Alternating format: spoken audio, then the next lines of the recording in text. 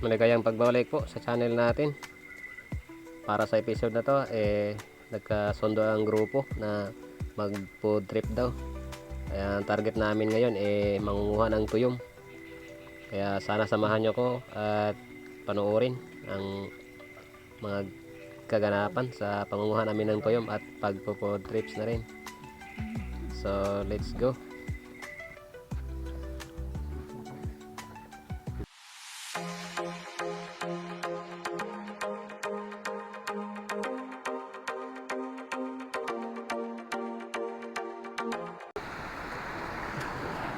So ayan, pag ready na yung grupo, yung tatlo yun ang mangunguha ng tuyom, at saka apat kami na mamamana para naman maya pag-ahon may maihaw tayo kapares nung tuyom na kuha nila.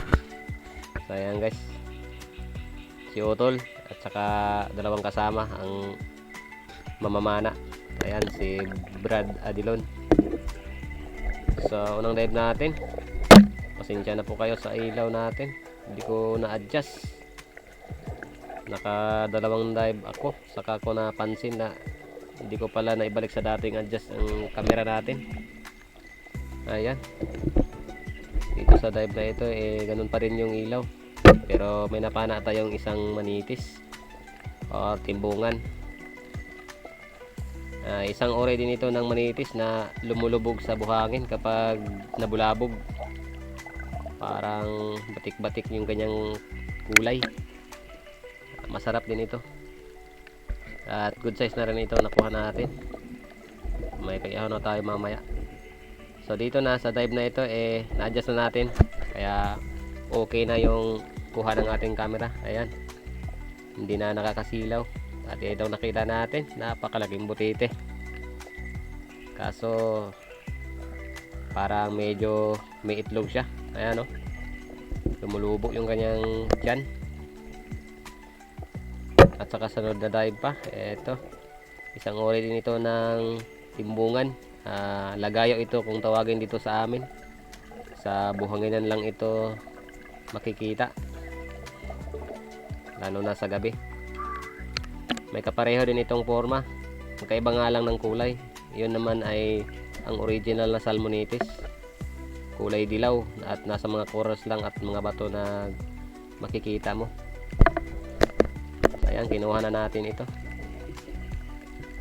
At sa kasunod na dive natin, may nasilip tayo dito sa butas na masikip. Ayun, kulay berde na mulmul. Ayun, malaki na ito, kaya kukunin ko ito pangdagdag na rin sa ulam or ihawin mamaya.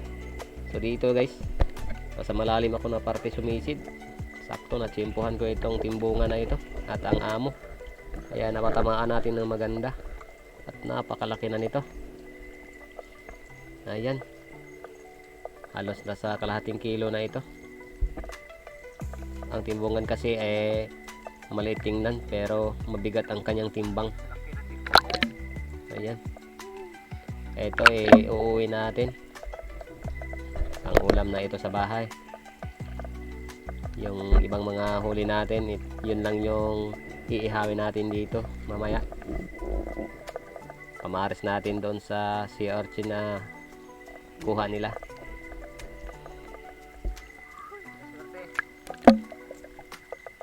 Yun, ang ganda ng kulay, pulang pula. At di lang yan nag-iisa, ito pa, katulad ng naunang huli natin na lumulubog sa buhangin pag nabulabog. Ayan, malaki din ito, alas kapareho lang kalaki nung nakuha nating timbungan. Swerte natin, magkasunod ang nadali natin.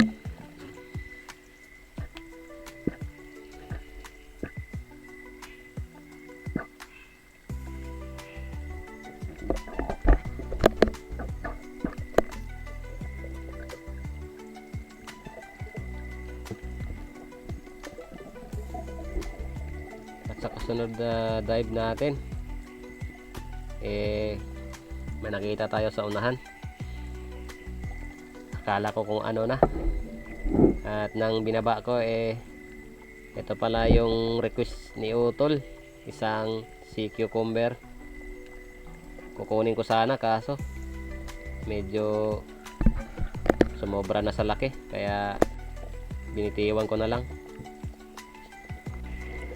At saka sunod pa na dive natin, ito may nakita tayong danggit, pero hindi yan ang napana natin. Itong napana natin, isang pusit. Ayun, nakadali tayo ng isang pusit. Ito masarap ito sa inihaw. Inihaw ito mamaya pag ahon natin. At di lang sana yan nag-iisa, at may mas malaki pa sana nakikita natin. Kaso nga lang, sakto nung pagkalabit ko ng pana, ayun, nakaatras at hindi naabutan. Mahigit kalating kilo na sana yun, sayang talaga. Pero ayos lang, next time. So dito naman sa dive na ito maliit na barakuda. Ayun, parang barakuda siya, pero hindi naman siya ganun kaliit. Ayan, natsambahan natin. Ito masarap yun ito sa inihaw.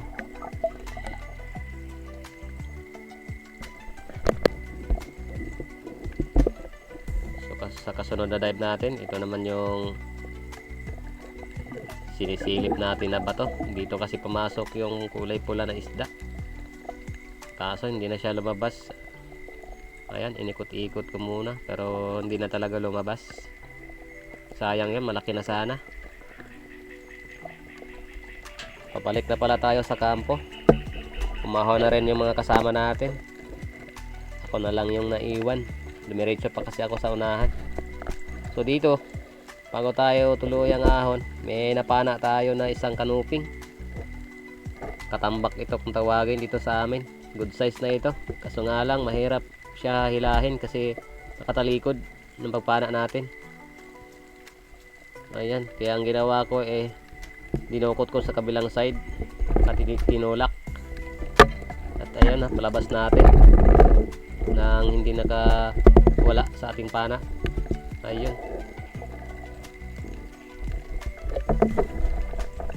isang good size na kanuping or katambak. Ayos na ito. Iuwi natin ito.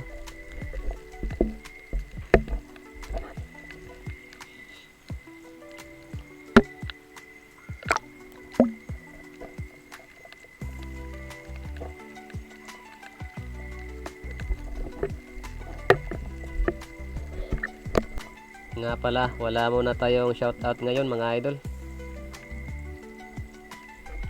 Sa susunod na video na lang, iipunin ko muna itong nagpa-shoutout.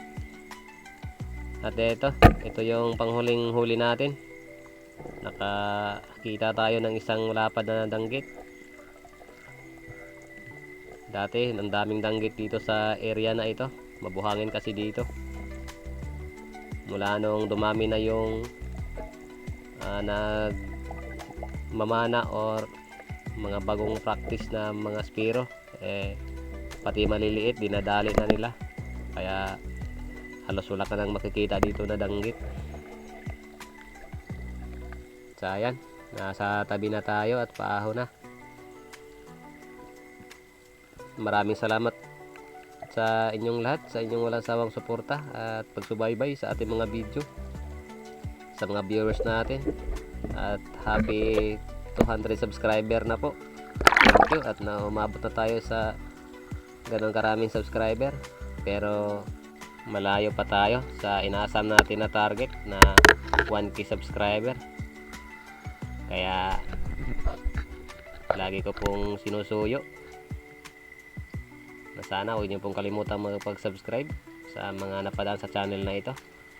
Maraming salamat. At ito na yung huli natin. Ayun, binubukod na natin yung pangihaw at saka iuuwi. Ayong iba may naluto na inihaw, mga huli nila. Ayan, ayan, sa pinsan ko yan, sa guksok. Ito na yung huli natin. So ito na nga, food trips na, kainan na mga idol. Ito yung grupo. May humabol dito. Ayan. Si Okyo Gaming. Ayan. Mga tropa. Tropa po ito ng Ratsada Master. Paki-visit po ng page nila, Ratsada Masters. Kabilang po ako doon. So ayan, kain po tayo. At syempre, maraming salamat sa lahat. Hanggang sa susunod. God bless, God bless.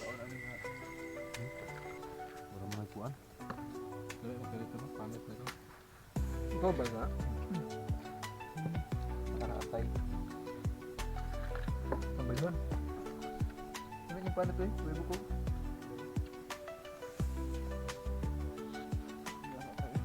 Tapa lagi, ano yung kanta?